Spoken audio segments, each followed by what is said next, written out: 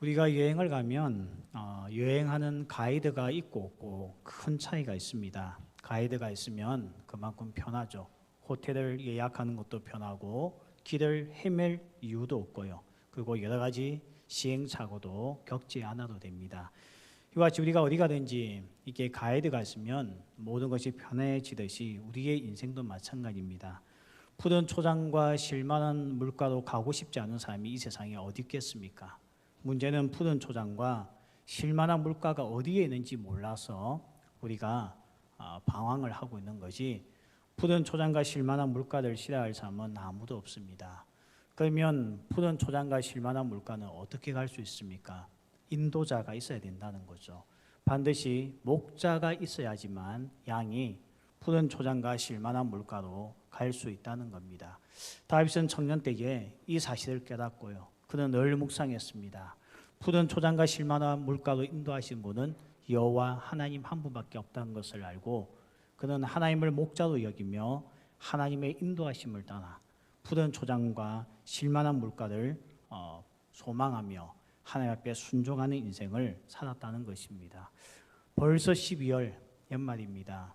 1년 동안 우리가 어떻게 살아왔는지 참 되돌아보면 몇 가지 없는 것 같아요. 마스크 끼고 그리고 집에서 격리당하고 그렇게 살다가 어느덧 1년이 지나갔습니다. 이 코로나 때문에 경제적인 어려움을 겪은 분들도 주위에 참 많이 있고요. 정말 남들에게 말 못할 사정들 때문에 힘든 시간들도 많이 보내었을 겁니다. 그러나 어쨌든 우리는 오늘 여기까지 왔고요. 또 내년이 되면 또 우리가 예측할 수 없는 미래를 향해서 달려가게 될 겁니다. 이럴 때 가장 중요한 거, 사실 우리의 미래는 가본 사람이 아무도 없습니다. 오늘 여기 앉아 계신 분 중에 연세가 가장 많으신 분도 내일이라는 것을 가본 적은 없을 겁니다. 모두가 다 초보죠. 이 초보이기 때문에 우리에게 하나님의 인도하심은 정말로 중요합니다. 이 하나님의 인도하심을 따라가는 사람은 푸른 초장과 실만한 물가의 은혜를 누릴 것이고요. 자기가 고집하고 가는 사람은 그런 것을 얻지 못할 것입니다. 그래서 오늘 하나님의 인도하심이라는 제목을 가지고 오늘 우리가 본문을 중심으로서 하나님의 인도하심에 대한 말씀을 살펴보고자 합니다. 먼저 우리가 오늘 본문을 중심에서 볼 때에 하나님의 인도하심이라고 하여서 모두가 내 생각과 같고 내가 원하는 것을 향해 가는 것은 아니라는 겁니다. 그러나 결론은 하나님의 인도하심을 받아야지만 푸른 초장과 실만한 물가를 경험할 수 있다는 겁니다. 오늘 1절이 이렇게 시작되죠. 그때의 야곱이 애굽에 곡식이 있음을 보고 아들들에게 이르되 너희는 어찌하여 서로 바라보고만 있느냐. 우리 한글 성경은 점잖게 이렇게 번역을 하고 있지만 원어 성경에 보면 꾸짖는 말을 쓰고 있습니다. 아니 지금 곡식이 떨어져서 우리 처자식과 모두가 다 굶어 죽게 되었는데 너희들은 한 가정의 가장들로서 어떻게 이렇게 서로 쳐다만 보고 아무것도 하지 않느냐. 이게 야곱이 하도 답답해서 아들들에게 하는 이야기였습니다. 물론 이는 이야기를 들었던 아들들도 왜 힘들지 않았겠습니까? 처자식이 있는데 어떻게 가만히 보고만 있겠습니까? 자기들 남대로 방법을 찾을 수밖에 없었겠죠. 바보가 아닌 이상. 그런데 이 양식이 어디에 있었는가 하면 애굽에 있었다는 겁니다. 그러면 야곱의 말대로 애굽에 가서 양식을 가져오면 되는데 왜 이 야곱의 아들들은 갈 생각을 하지 아니하고 이렇게 궁리를 하고 있습니까? 아마 이들에게는 애굽이라고 하는 곳이 굉장한 두려운 장소였던 것 같습니다. 좋은 추억이 없었습니다. 그의 할아버지였던 아브라함도 이 애굽에 내려가서 아내를 빼앗겼던 사건이 있고요. 또 그의 또 할아버지였던 이삭도 애굽에 내려가서 좋은 추억이 없었습니다. 아마 이들도 그런 이야기를 많이 들었겠죠. 그러면서 애굽은 왠지 모르게 두려움의 대상, 두려움의 장소, 미지의 장소가 되면서 선뜻 가고 싶은 마음이 전혀 없었던 겁니다. 실제로 사절에도 보면 야곱이요 그의 아들들을 보내면서 딱 한 명을 보내지 않죠. 누굽니까? 베냐민을 보내지 않습니다. 근데 베냐민을 보내지 않으면서 사절에서 어떻게 이야기하는가 하면 왜 보내지 않았는가? 사절에 보면 이렇게 나와 있죠. 그의 생각에 재난이 그에게 미칠까 두려워함이었더라. 그러니까 베냐민을 애굽에 내려보내면 베냐민도 잃어버릴 것 같던 그런 어떤 상황을 생각해 보니까 내가 막내만큼은 절대 보낼 수 없다는 게 야곱의 생각이었습니다. 이렇게 놓고 볼 때에 애굽은 어떤 곳입니까? 가기에는 너무나 부담되고 두려운 곳이었기 때문에 움직이지 않았다는 겁니다. 근데 우리는 이 사건을 다 알고 있죠. 결론도 다 알고 있지 않습니까? 애굽을 가야 됩니다. 이스라엘 백성은, 이 야곱의 가족은 애굽을 가야지만 하나님의 계획이 이루어지게 됩니다. 애굽에 내려갈 때는 그들이 70명이 내려가지만 애굽에서 나올 때는 300만 명이 나옵니다. 이 300만 명의 숫자가 뭔가 하면 한 국가가 형성되는 인구수였거든요. 하나님께서 한 가정에서 한 국가를 이룰 수 있는 인구가 증가할 때까지 그렇게 요람으로 삼았던 곳이 어디냐면 애굽이었습니다. 그러니까 애굽은 가야 되는 겁니다. 창세기 46장 3절 4절 말씀 우리가 한번 성경을 통해서 확인을 했으면 좋겠습니다. 창세기 46장 3절 4절 말씀에 보면 이렇게 나와 있습니다. 하나님이 이르시되 나는 하나님이다. 내 아버지의 하나님이니 애굽으로 내려가기를 두려워하지 말라. 내가 거기서 너로 큰 민족을 이루게 하리라. 내가 너와 함께 애굽으로 내려가겠고 반드시 너를 인도하여 다시 올라올 것이며 요셉이 그의 손에서 내 눈을 감기리라 하셨더라. 그러니까 이게 하나님의 계획인 거예요. 하나님은 야곱과 그의 후손들이 애굽에 가야 되고 그 애굽에서 이 300만 명이 되는 이 한 국가를 형성할 수 있는 인구를 가질 때까지 약 400년 정도를 애굽에 머물게 하는 거, 이게 하나님의 계획이었습니다. 그러나 인간의 눈으로 볼 때는 갈 수 없는 곳이죠. 갔어도 안 될 것 같고 가면 또 어떤 어려움을 당할지 예측할 수가 없었기 때문에 아들들이 관망만 하고 아무 움직임을 가지지 않자 야곱이 책망합니다. 그래서 그 책망을 듣고 자녀들이 가게 되죠. 자, 애굽에 간 이유가 뭡니까? 기근 때문입니다. 가지 아니하면 살 수 없는 기근이 이들로 하여금 어쩔 수 없이 하나님의 계획으로 나아갈 수 있게끔 이끌어 주었다는 것입니다. 하나님은요, 반드시 우리의 인생을 인도하십니다. 믿습니까? 근데 우리에게 고집이 있는 거예요. 우리에게 생각이 있는 겁니다. 우리 안에 계획이 있는 겁니다. 내가 원하는 것이 있는 겁니다. 그래서 어떻게 되는가 하면 하나님의 인도하심을 받지 않으려고 하고 내가 원하는 곳에만 가고 싶어 하는 것이 우리의 마음입니다. 그래서 하나님은 어떻게 인도하십니까? 오늘 이와 같이 기근을 통하여서 양식이 떨어져 이제 더 이상 양식을 구해오지 아니하면 죽을 수밖에 없는 이런 절박한 상황을 만드시고 어쩔 수 없이 애굽으로 이동하게 하시는 것, 이게 바로 하나님께서 인도하시는 또 하나의 방법입니다. 그러니까 하나님은 반드시 인도하십니다. 하나님은 우리를 사랑하시기 때문에 반드시 푸른 초장과 실만한 물가로 인도하십니다. 우리 눈에는 그게 그 안에 오아시스가 있는지, 우리 눈에는 저 광야에 푸른 초장이 있는지 볼 수 없어 못 가겠다고 고집 피우지만 하나님은 반드시 거기로 인도하십니다. 그 방법이 뭔가 하면 오늘 이들이 감당할 수 없었던 기근, 고난이었다는 것입니다. 어떻게 보면 벼랑 끝에 세워두시고 하나님이 원하시는 길로 인도하신다는 겁니다. 저도 오래전에 필리핀에 3년을 가서 선교를 경험했지 않습니까? 가고 싶은 계획 없었고요. 신학대학원 다닐 때도 종종 물어보죠. 신학교를 마치면 뭘 하고 싶냐고. 목회를 하고 싶다, 선교사를 하고 싶다, 뭐 특수사역을 하고 싶다. 많은 사람들이 계획이 있는데요. 저는 정말 신학교를 졸업하고 제가 교회 사역을 할 때까지 선교라고 하는 단어는 제 귀에 들어와 본 적이 한 번도 없습니다. 아니, 관심조차 없었습니다. 선교는 정말 특별한 사람들만 하는 것이고 나와는 무관하다고 생각을 했습니다. 제가 미국 유학을 준비하면서요, 교회를 사임을 했습니다. 그 교회에서 유학 목사로서 저를 미국에 보내주기로 약속했기 때문에 저는 열심히 미국 유학을 준비하고 있었습니다. 근데 미국에 있는 선배 목사님이 저보고 그 이야기 하는 거예요. 교회에서 주는 유학비 가지고는 어림도 없으니까 워낙 물가가 비싸니까 사모님이 와서 일을 해야 된다는 거예요. 근데 사모님들이 노동을 하는데 그 노동이 쉽지가 않다는 거죠.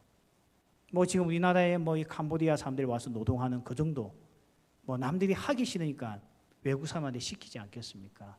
그러니까 기술을 가지고 오면 유학 생활이 편하다는 거예요. 그게 뭐냐고 물어봤더니 자기가 옆에서 보니까 피아노 조율사가 너무 쉽게 돈을 잘 번다는 거예요. 미국의 대부분 집들마다 피아노가 있는데 이걸 조율해주고 나면 생각보다 몸값이 비싸기 때문에 훨씬 낫다는 겁니다. 그래서 제가 그 이야기 듣고 우리 아내를 피아노 조율 학원에 보냈습니다. 저는 뭐든지 빠르거든요, 행동이에요. 근데 제 아내도 이 피아노를 쳤기 때문에 이 청음을 굉장히 잘해요. 보통 이게 반주할 때 보면 악보를 안 보고 많이 친 만큼 청음이 좋거든요. 아니나 다를까 부산에서는요, 그 공인자 국가 자격증을 가진 사람이 딱 한 명밖에 없었습니다. 그 당시에요. 지금은 제가 잘 모르겠습니다. 그분 밑에서 배웠는데 그분이 뭐라고 하냐면 우리 아내 보고 타고난 재능이 있다는 거예요. 이렇게 청음이 좋은 사람 처음 봤다는 거예요. 최근에요. 그러면서 기대가 크다고 하는 거예요. 여러분 칭찬해주면 어떻게 합니까? 더 열심히 하죠. 집에 오자마자 우리 집에 있는 피아노 뚜껑 열고 조율 연습하고 있더라고요. 이게 신이 난 거죠. 칭찬해 주니까요. 이는 이제 보기 힘들다고 하니까. 근데 어느 날 아침에 일어나더니 저보고 팔이 올라가지 않는다는 거예요. 저는 처음에 이걸 쓰니까 근육이 뭉쳐서 그런 줄 알았습니다. 그러나서 2년 동안 팔을 움직이지 못했어요. 그래서 제가 뒷바라지를 다 했습니다. 잘 걷지도 못하고요. 관절마다 얼마나 고통을 느끼는지. 그래서 유학을 포기할 수밖에 없었고 교회 것을 리포터 하면서 제가 얼마나 울었는지 몰라요. 내 꿈이 무너진다 생각하니까요. 그래서 한 일주일 지났나 담임 목사님이 전화가 온 겁니다. 이 목사 놀면 뭐 하겠나. 어차피 유학은 또 다음에 가면 되니까 그동안 영어 공부할 겸 필리핀에 좀 가면 어떻겠냐. 그게 우리 선교지가 있는데 선교지도 관리할 겸 어차피 우리가 유학비를 주기로 했으니까 그걸로 선교비도 대체할 테니까 가 있으라고요. 그래서 제가 필리핀을 갔고 1년만 있다가 나오려고 생각했는데 하다 보니 사역이 있다 보니 중단하지 못하고 3년을 있게 되었습니다. 저 필리핀 그 이야기 듣는 순간 할렐루야 하나님 감사합니다. 저를 위해서 필리핀을 예배해 주셨군요. 절대 그러지 않았습니다. 하나님 어떻게 그럴 수가 있냐고. 아니 보내려면 좀 더 나은 나라에 보내면 안 되냐고. 저는 그 당시 필리핀이라고 하면 다 굶어 죽는 줄 알았습니다. 안 그래도 필리핀 갔더니 첫날에 선교사님이 제게 교육을 시켜주더라고요. 인수인계하고 이제 그분은 한국 철수하니까 총 들고 들어올 수 있으니까 현금 두지 말라고요. 그래서 그 다음날 철수하시는 거예요. 그 지역에 한국 사람이 아무도 없었습니다. 저밖에요. 현금을 들고 있으면 총 들고 들어온다는 거예요. 나보고 어떻게 하라는 겁니까? 저는 그날 밤에 하나님께 선교지에 보내주신 하나님 너무 감사합니다 한 것이 아니고 어찌하여 나를 이렇게 하십니까? 원망을 했다는 거죠. 그런데 지나고 나서 보니까 너무 좋은 경험이었습니다. 선교에 눈을 뜨기 시작했고요. 선교사님들의 마음을 알게 됐고 선교가 뭔지 조금 배울 수 있는 기회였고 거기서 유학생들 사역을 하게 되면서 제가 평생 계획해보지 못하고 생각지도 못한 사역을 하게 되었습니다. 제가 벼랑 끝에 쓸 일이 아니었다면 필리핀은요 제 평생에 한 번도 갈 곳은 아니었습니다. 놀러는 갔겠죠. 그러나 그곳에서 나의 청춘을 보내지는 않았을 겁니다. 이게 하나님의 인도하시는 방법입니다. 우리도 이런 경험을 많이 해보셨을 겁니다. 누가 여기 오고 싶어서 왔나? 이런 사람들이 있을 거예요. 그런데 그게 알고 보면요 하나님의 인도하심입니다.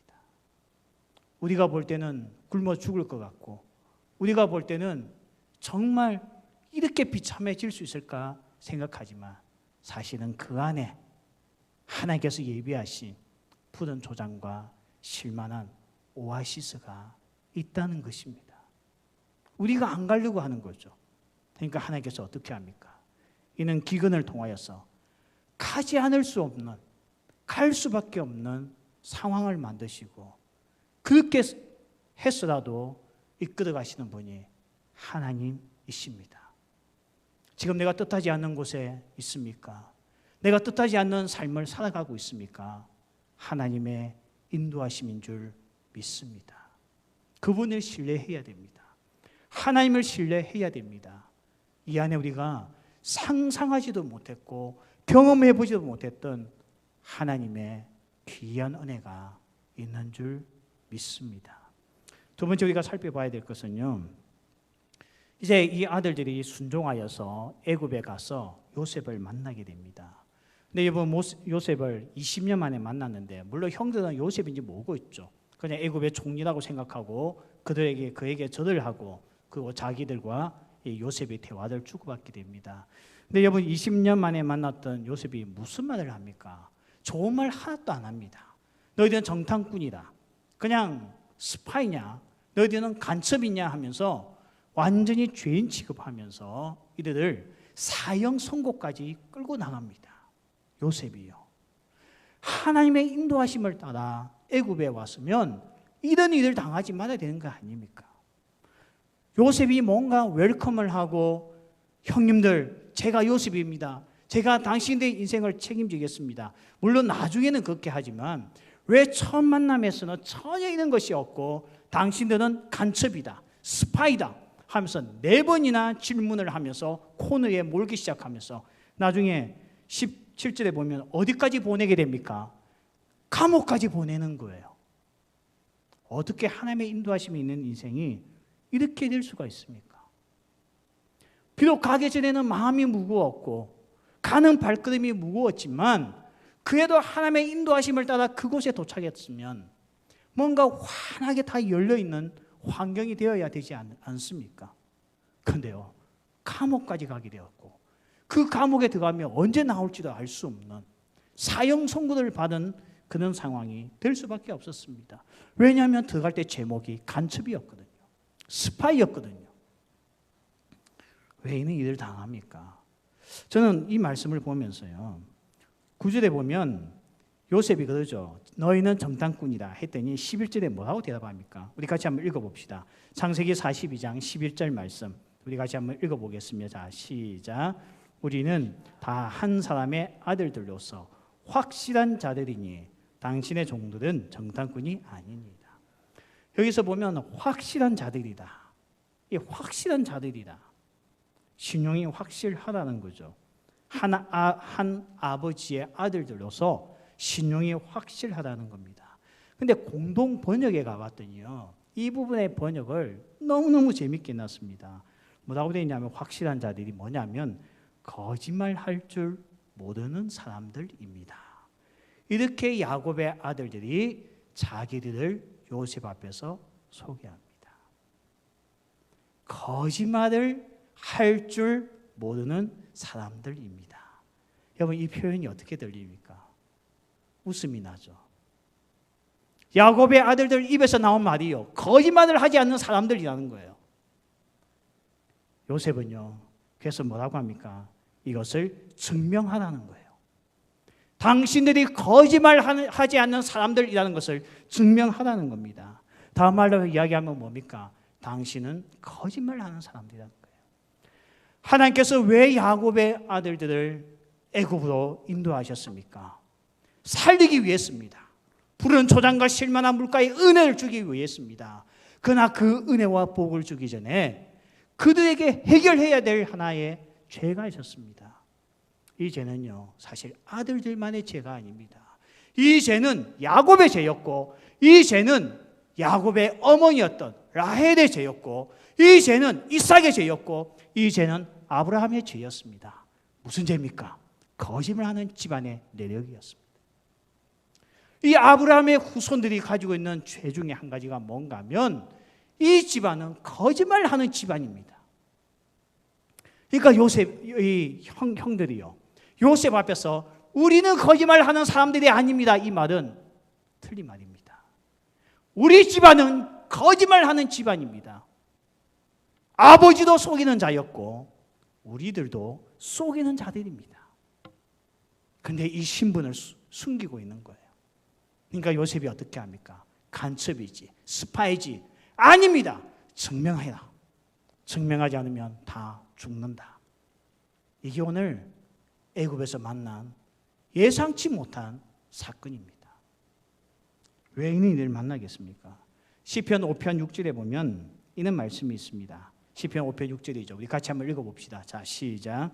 거짓말하는 자들을 멸망시키시리이다. 여호와께서는 피 흘리기를 즐기는 자와 속이는 자들 싫어하시나이다. 왜 싫어합니까? 하나님이 싫어하신다고 이야기했잖아요. 요한복음 8장 44절에 가보면 그 이유가 있는 거예요. 우리 같이 함께 읽겠습니다. 너희는 너희 아비 마귀에게서 났으니 너희 아비의 너희도 행하고자 하느니라.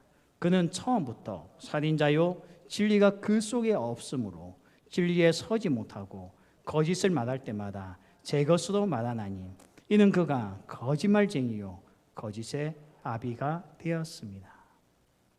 하나님은 거짓말을 싫어하십니다. 왜 싫어하십니까? 도덕적인 문제이기 때문에 싫어하는 것이 아니고 신분의 문제이기 때문입니다. 이 거짓을 하는 아비가 누굽니까? 마귀라고 이야기합니다. 아브라함은 누구의 사람입니까? 하나님의 사람이요 하나님의 백성입니다. 그런데 그 믿음의 가문에 흐르고 있는 게 뭔가? 가문이 가지고 있는 죄악이 뭔가 하면 거짓말입니다. 이것은 하나님의 자녀가 할 삶이 아니고 이것은 마귀의 자녀가 하는 삶이었습니다.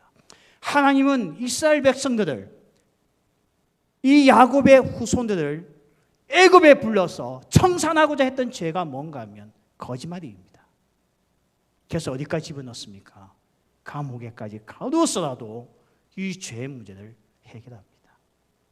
실제로 이 사건 이후에요, 이 야곱의 자녀들이, 아들들이 거짓말을 한 번도 하지 않습니다. 하나님께서 우리를 어떻게 인도하신 줄 아시겠죠? 우리의 죄의 문제를 해결하기 위하여 때로는 우리가 예측하지 못했던 길로 인도하신다는 겁니다. 아니, 왜 그 길로 인도하십니까? 내가 원하는 것도 아니고 내가 가고 싶었던 곳도 아니고 내가 얻고 싶은 것도 아닌데 왜 하나님은 그 길로 인도하시고 그걸 주십니까? 죄의 문제를 해결하기 위해서입니다. 이 문제를 해결하지 않고는 하나님께서 하나님의 자녀로서 주고자 하는 복을 줄 수가 없기 때문에 이 신분의 문제를 해결하기 위해서요, 애굽으로 보냈다는 것입니다. 오늘 우리가 하나님의 인도하신 가운데 있는 줄 믿습니다. 현실은 힘들죠. 현실은 괴롭죠. 왜 하나님께서 힘들게 하시고 괴로운 이들을 만나게 하십니까? 알고 보면요, 하나님께서 그렇게 인도하신 이유가 이 죄의 문제를 해결하기 위해서입니다. 내 안에 가지고 있는 죄의 문제를 해결하기 위해서 하나님께서 이 야곱의 아들들을 이 애굽 땅으로 인도한 것 같이 우리도 그렇게 인도하십니다. 왜 우리를 고난 가운데 인도하십니까? 저리 가면 고생할까 뻔한데 왜 인도하십니까? 죄의 문제를 해결하기 위해서입니다. 그래서 결국은 우리에게 유익을 주는 것입니다. 세 번째, 우리가 하나님의 인도하심을 가지고 우리가 또 묵상해야 될 게 뭔가 하면요, 이 하나님의 인도하심을 받을 때 우리에게 정말 필요한 게 뭔가 하면 말씀입니다. 이 말씀에 대해 깨어있지 못하면 하나님의 인도하심을 받는 가운데 우리가 도망치게 되거나 실패하게 된다는 겁니다. 오늘 우리가 읽었던 말씀에 보면요, 야곱의 아들들이 애굽에 간 것도 기근 때문에 갈 수밖에 없는 어쩔 수 없는 상황이었다고 한다면요, 요셉이 20년 만에 형들을 만난 것도 계획되어져 있던 게 아닙니다. 아마 솔직히 요셉도요, 누가 왔나 하고 나갔는데 자기의 형들이 뜩 앉아 있는 것을 보고 아마 가슴이 철렁했을 겁니다. 계획되어졌으면 안 그랬겠죠. 요셉도요, 사람입니다. 사람이기 때문에 야곱이 요셉의 두 아들을 축복할 때에, 장자와 차자의 위치를 바꾸었을 때에 요셉이 아버지를 말립니다. 하나님의 뜻은 거기 있음에도 불구하고 요셉도 사람인지라 축복하는 순서가 잘못되었다고 아버지에게 이야기할 정도입니다. 이것만 봐도 요셉도 사람입니다. 그러면요, 자기들 죽였고 20년 동안 이 고생을 시켰던 원수 같던 형들을 갑자기 만났을 때 요셉의 심정은 어땠겠습니까? 사람은요, 생각이 앞섭니까? 감정이 앞섭니까? 제가 살아보니까 감정이 앞서더라고요. 알아요.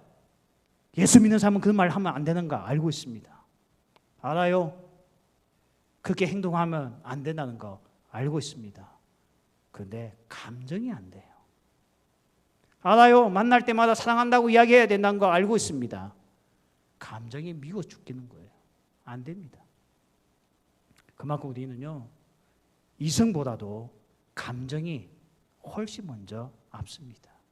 그러면요, 요셉도 사람인지다. 자기를 죽였던 형들을 볼 때 어떤 심정이었겠습니까? 이전에 제가 들었던 이야기가 있는데요. 군에서 자기를 괴롭혔던 고참을 제대하고 사회에서 만났대요. 그것도 한 직장이었어요. 반가운 것보다 과거의 상처가 살아났어요. 회사를 그만두고 싶다고 이야기하더라고요. 저는 그게 정상이라고 봅니다.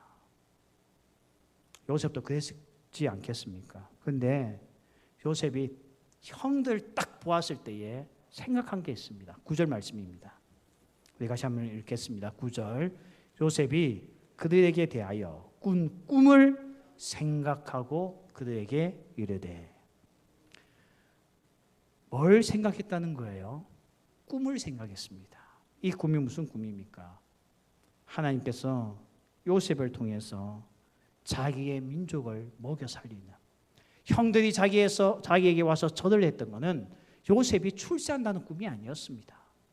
요셉을 통해서 이스라엘 백성을 살리고 구원하겠다는 하나님의 계획을 요셉에게 보여준 메시지였죠. 요셉은 원수 같은 형들을 만났을 때 뭘 생각했는가?